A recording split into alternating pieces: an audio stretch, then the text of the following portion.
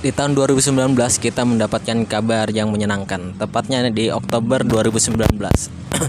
Iya, Indonesia terpilih menjadi tuan rumah Piala Dunia U20 edisi ke-23. Dan ini adalah Piala Dunia U20 yang diselenggarakan kedua kali di Asia Tenggara setelah Malaysia di tahun 1997 dan yang ketujuh di Asia. Pada saat itu semuanya berjalan dengan lancar, tenang-tenang saja, adem ayem, menyenangkan menjadi tuan rumah Piala Dunia. Ya walaupun ini Piala U20 ya, tetapi tetap Piala Dunia. Dan semua berubah saat di tahun 2022 Israel memastikan diri lolos di putaran Piala Dunia U20 setelah menjadi runner up di grupnya. Polemik mulai muncul di Indonesia. Tentu saja ada yang menolak Israel berlaga di Indonesia, ada juga yang tidak masalah. Pada saat itu Ketua PSSI menyatakan Israel tentu saja boleh saja berlaga di Indonesia karena sepak bola dan politik itu adalah dua hal yang berbeda. Dan Menpora juga berkata yang sama. Tapi tetap saja banyak pihak-pihak yang menentang Israel berlaga di Indonesia. Walaupun dari tahun 2022 polemik sudah mulai muncul, tapi masih sebatas keributan-keributan di media sosial. Dan puncaknya adalah di tahun 2023 di bulan Maret ini, Gubernur Bali Wayan Koster mengatakan untuk menolak Piala Dunia U20 diselenggarakan di Bali. Ada juga Gubernur Jawa Tengah juga ikut menyuarakan hal yang sama. Dia menolak adanya Israel berlaga di Indonesia.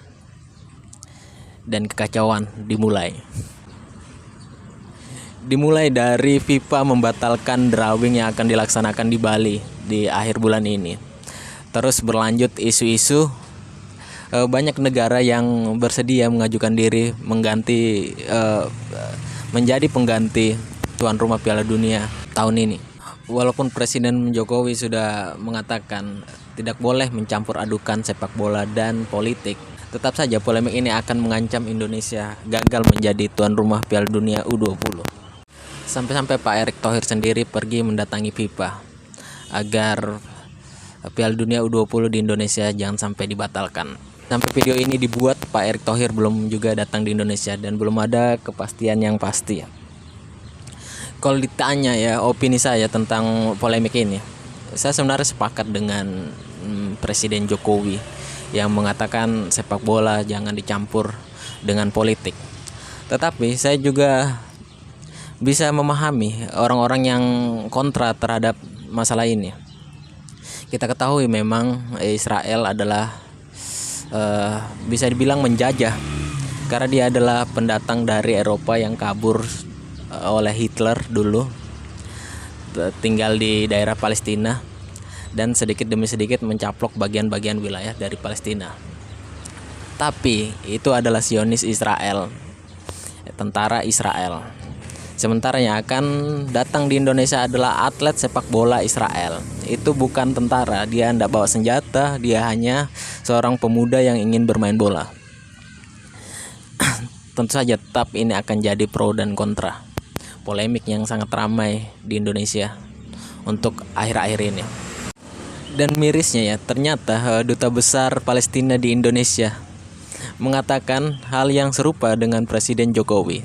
Soal sepak bola jangan dicampur adukan dan politik. Sangat-sangat miris. Ada orang-orang Indonesia yang sangat melarang keras Israel berlaga di Indonesia, tetapi Duta Besar Palestina sendiri tidak masalah dengan hal itu. Apapun yang terjadi, akhirnya saya berada di stance yang siap tidak terima risikonya. Jika kita gagal kali ini menjadi tuan rumah Piala Dunia U20, tentu saja masih ada risiko lainnya. Kemungkinan kita di-ban lagi dari FIFA, seperti yang terjadi di tahun 2015 saat Indonesia di-ban dari FIFA. Tidak boleh melakukan pertandingan internasional, klub-klub di Indonesia tidak dianggap. Itu sangat-sangat mengerikan. Sepak bola Indonesia akan macet kembali, berhenti kembali, mundur kembali.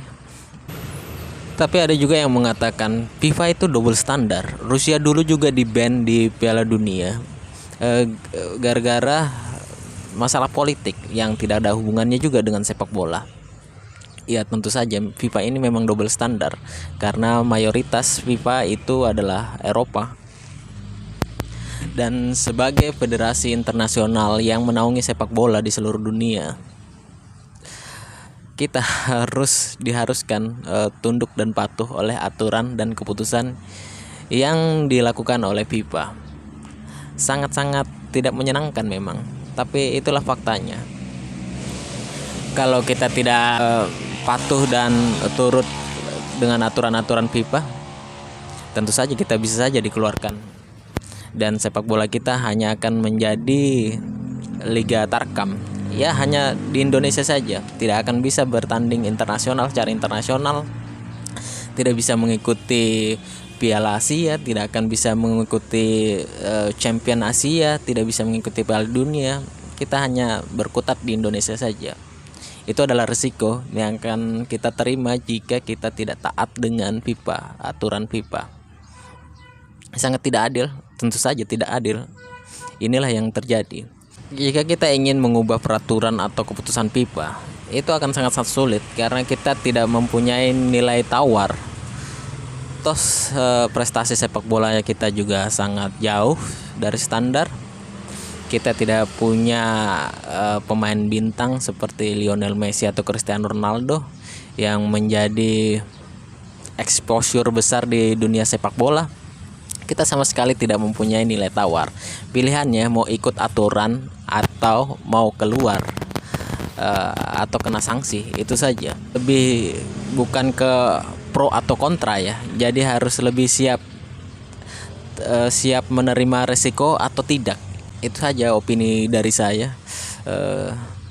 Sangat-sangat menyedihkan kalau sampai kita gagal jadi tuan rumah Piala Dunia pada tahun ini. Kesempatan atlet-atlet sepak bola muda kita yang ingin berlaga di kancah internasional bisa pupus hanya gara-gara masalah politik yang tidak ada hubungannya sama sekali dengan sepak bola. Jika dibilang ini sesuatu yang tidak adil, memang tidak adil. Dunia ini memang tidak adil. Kau harus ada di puncak biar kau diikuti. Jika kau hanya pengekor, kau harus mengikuti. Itulah hukum kehidupan. Oke, sekian saja video kali ini. Ini hanyalah opini dari orang yang tidak punya pengaruh apa-apa ya, dari warga sipil yang sebenarnya menginginkan sepak bola di Indonesia itu maju tapi tidak punya power atau pengaruh.